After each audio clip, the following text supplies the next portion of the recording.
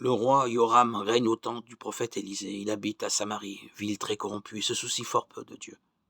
Dieu est patient et, par le moyen du prophète Élisée, il avertit à plusieurs reprises des pièges que lui tend le roi de Syrie et le délivre du danger. Mais Yoram reste sourd aux appels de Dieu.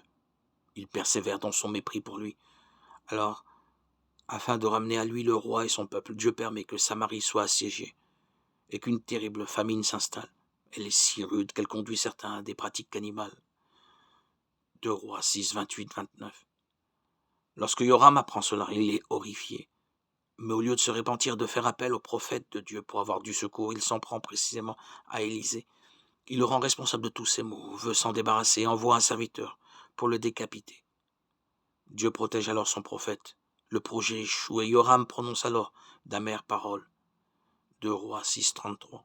Autrement dit, puisque Dieu me fait du mal, à quoi bon lui faire confiance? Au lieu de se repentir et de se tourner vers Dieu, il l'accuse, se révolte et lui tourne le dos.